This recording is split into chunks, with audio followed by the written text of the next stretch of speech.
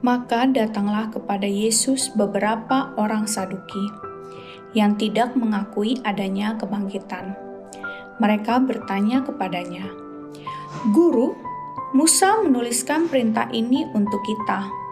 Jika seorang yang mempunyai saudara laki-laki mati sedang istrinya masih ada, tetapi ia tidak meninggalkan anak, saudaranya harus kawin dengan istrinya itu dan membangkitkan keturunan bagi saudaranya itu."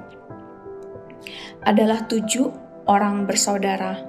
Yang pertama kawin dengan seorang perempuan lalu mati dengan tidak meninggalkan anak. Lalu perempuan itu dikawini oleh yang kedua, dan oleh yang ketiga, dan demikianlah berturut-turut oleh ke-7 saudara itu. Mereka semuanya mati dengan tidak meninggalkan anak. Akhirnya perempuan itu pun mati. Bagaimana sekarang dengan perempuan itu? Siapakah di antara orang-orang itu yang menjadi suaminya pada hari kebangkitan? Sebab ke-7-nya telah beristrikan dia. Jawab Yesus kepada mereka, "Orang-orang dunia ini kawin dan dikawinkan. Tetapi mereka yang dianggap layak untuk mendapat bagian dalam dunia yang lain itu dan dalam kebangkitan dari antara orang mati, tidak kawin dan tidak dikawinkan. Sebab mereka tidak dapat mati lagi. Mereka sama seperti malaikat-malaikat dan mereka adalah anak-anak Allah, karena mereka telah dibangkitkan. Tentang bangkitnya orang-orang mati, Musa telah memberitahukannya dalam nas tentang Semak Duri, di mana Tuhan disebut Allah Abraham, Allah Ishak, dan Allah Yakub. Ia bukan Allah orang mati, melainkan Allah orang hidup. Sebab di hadapan Dia semua orang hidup."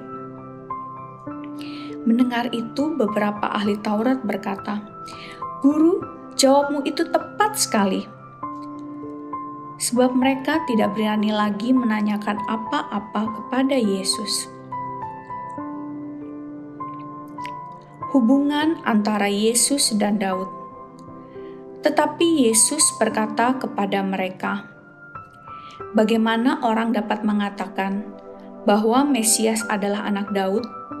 Sebab Daud sendiri berkata dalam kitab Mazmur, 'Tuhan telah berfirman kepada Tuanku, duduklah di sebelah kananku sampai kubuat musuh-musuhmu menjadi tumpuan kakimu.'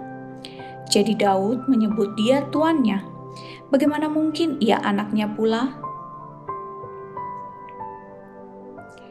Yesus menasihatkan supaya waspada terhadap ahli-ahli Taurat.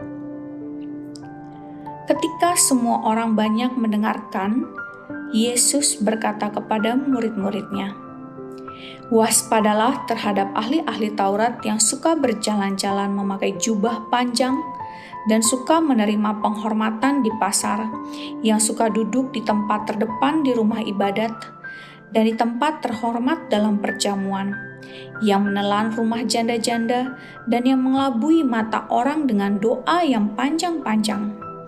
Mereka itu pasti akan menerima hukuman yang lebih berat."